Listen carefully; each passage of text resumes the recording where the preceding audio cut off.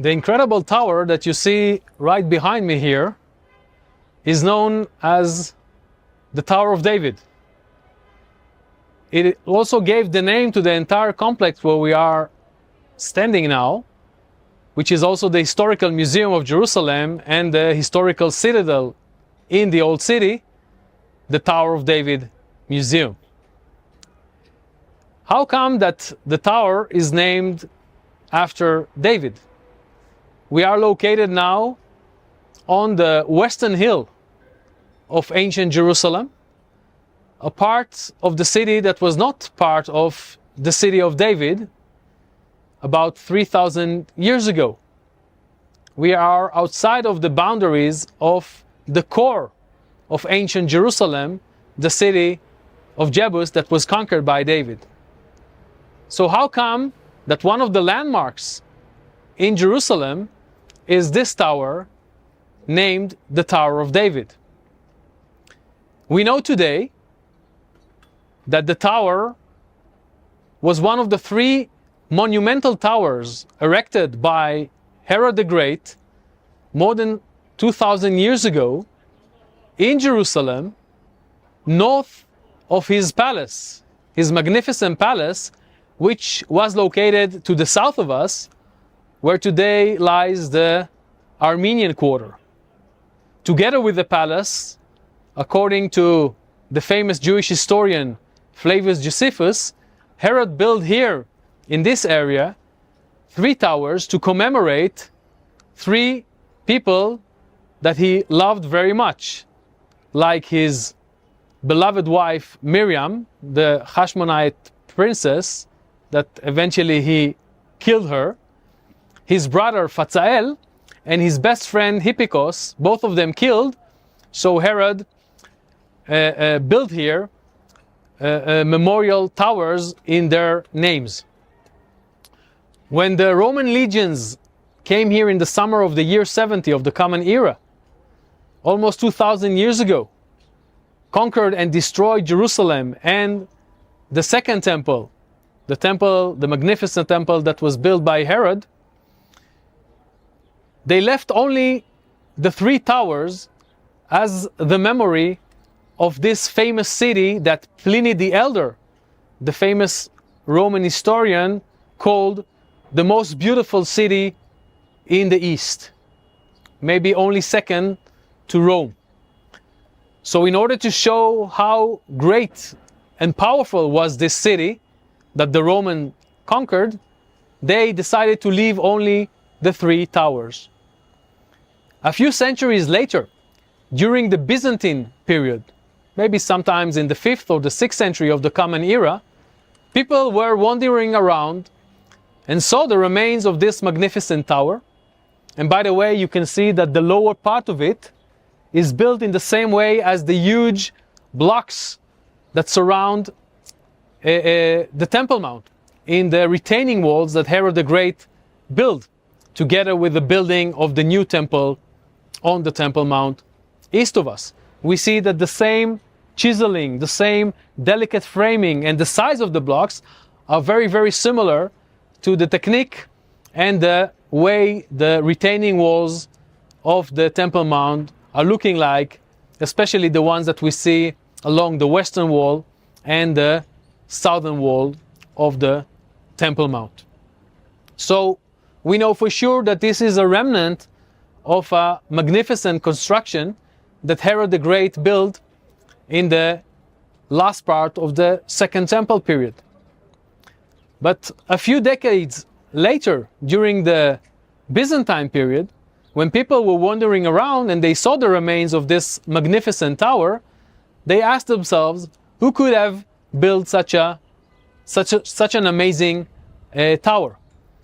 And the answer that they had was, of course, the most maybe important person that is related to the history of this city, actually the one that decided that it's going to be his capital, and we're talking of course about King David. So they decided that it was built during the time of David. Actually, nobody wanted to remember in Christian Jerusalem during the Byzantine period Herod, okay, Herod the Great, who is known in the Christian history also as the murderer of the innocents. So therefore, from that point onwards, the name David got stuck to this tower.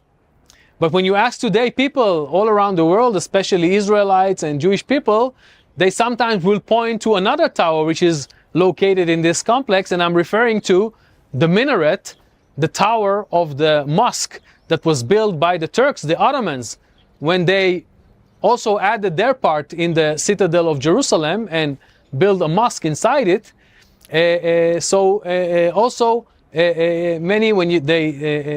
Many people today, when you ask them what is actually the Tower of David in Jerusalem, they will point to this minaret, which also, by the way, appears in postcards from the late 19th century and early 20th century describing Jerusalem with the name the Tower of David.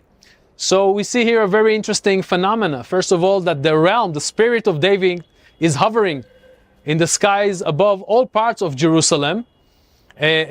Also in the Crusader period, the area where today the Jaffa Gate, the Ottoman Jaffa Gate, is located, during the Crusader period in the 12th century, when the Crusaders fortified Jerusalem, they named the western gate of the fortified city Porta David, which means the gate of David.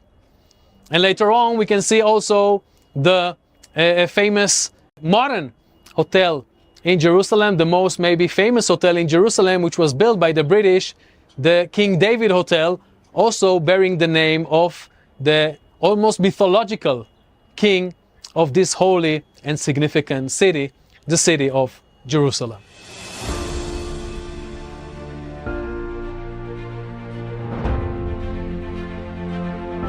Now after this, it came about that David defeated the Philistines and subjugated them. And David took control of the chief city from the hand of the Philistines. He defeated Moab and measured them with a line, making them lie down on the ground. And he measured 2 lines to put to death and 1 full line to keep alive. And the Moabites became servants to David, bringing tribute. Then David defeated Hadadezer, the son of Rehob, king of Zobah, as he went to restore his rule at the river. David captured from him 1,700 horsemen and 20,000 foot soldiers, and David hamstrung the chariot horses and reserved enough of them for 100 chariots. When the Arameans of Damascus came to help Hadadezer, king of Zobah, David killed 22,000 Arameans. Then David put garrisons among the Arameans of Damascus, and the Arameans became servants to David, bringing tribute. Here, in chapter 8 of the second book of Samuel, we learn about the military accomplishments of King David. After conquering Jerusalem and establishing it as his political and cultic center, now he turns against his neighbors and starts to extend his realm to the north, to the east, to the south, and to the west. He defeats the 2 Aramean kingdoms in the north, the kingdom of Zobah and the kingdom of Damascus. And then he will turn against his neighbors to the east, the kingdoms of Moab, Ammon, and further to the south, the kingdom of Edom. He will subjugate those nations, impose governors on them, and receive from them yearly tribute. Actually, when we read this chapter, we get the impression that from here, from Jerusalem, David established a mini empire which now controls almost the entire Levant, from the territories in Syria to the borders with Egypt to the south. After his military victories, he's now subjugating those countries, and he's receiving from them yearly tributes. Not only that he has those military achievements, but he also establishes diplomatic relations with some of his neighbors. for example, King Toi of Hamat is now going to become an ally of David. And in the Lebanese coastline, Hiram, king of Tyre, is going to give David and support him with building materials, cedar wood, and builders in order to build his palace in Jerusalem. So we have the biblical description talking about David, and remember, he started his career as a young boy. His first, we can say, military achievement was when he defeated Goliath in the valley of Elah, as we saw before. And now he's actually becoming like a mini emperor, controlling the entire area.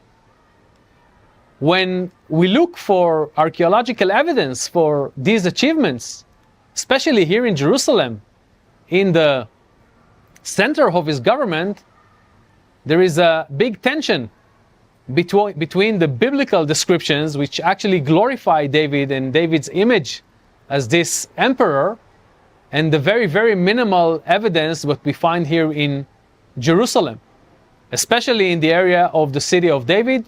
Well, we saw the area of the northern part of the city of David with the impressive building, or the remains of the impressive building, which there is a suggestion to identify maybe with David's palace. But when we look for other evidence, especially for the bureaucracy, the maybe correspondence, the presence of David's cabinet in Jerusalem, we hardly find any evidence, hardly any pottery from that period of time. And therefore, among the scholars, there was a very, very large group of scholars, which we sometimes call the minimalists, that claimed that what we read about David, especially all those glorifying descriptions, are actually a work of later scribes that wanted to portray the time of David as the golden era in the time of Israel. Of course, when we talk about David, we also have to mention his son Solomon. According to the Bible, we're talking about a period of time of 80 years of prosperity, when the territories of Israel and Judah were united under the rule of both David and his son Solomon. Among the minimalists, there were even scholars that claimed that David, or the description of David in the Bible, is actually all a legend, and David as an historical figure never existed, that he actually was a kind of King Arthur of the Britons. It means that in later generations, somebody wanted to portray the beginning of the history of Israel as a monarchy, as a united monarchy, under a very, very special person, David, the warrior, the fighter, the brave man that slayed Goliath. But this figure never existed actually in history. All this until the early 90s, in the years 1993 and 1994, in the northern part of Israel, in the site of Tel Dan, the place which was conquered according to the book of Judges by the tribe of Dan, where they established their city, the city of Dan. There, Abraham Biran, the archaeologist, found 3 pieces of a stone stela that is written in Aramaic, in a script which is very similar to Paleo-Hebrew. And there, an Aramean king, probably Hazael, king of Damascus, is boasting that he slayed 70 kings, among them the king of Israel and the king of the house of David. We're talking about an event that took place in the 9th century, so a few decades after the time of David and Solomon. And the name of the kingdom of Judah in this inscription, the famous inscription of Tel Dan, is the house of David, the king of the house of David, meaning that the name of this territory, the name of this kingdom, is named after the founder of the dynasty. A very common phenomena that we find in this period of time, that kingdoms were named after a very famous founder of a dynasty. For example, the Assyrians are naming Samaria, the northern kingdom, the house of Omri, the father of Ahab.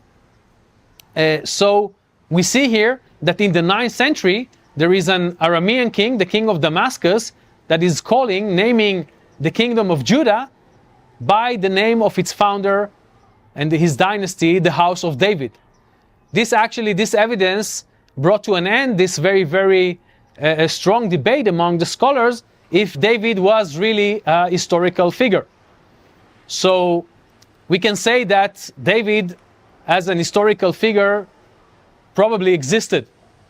The question is whether the detailed description that we have in the Bible, especially in the book of Samuel, but also in the book of Chronicles, which was written later in the beginning of the Second Temple period, in the Persian period, and also what we learn about David from the Psalms, is really describing real historical images, or whether this is a very, very long process of the work of scribes from many, many generations who wanted again to glorify this period in the history of Israel when the person of David laid the foundation of the kingdom, which later on will become so significant and so important, and especially the capital that is found in Jerusalem and the house of the Lord that he laid the foundation to the beginning of it, are going to take such a crucial role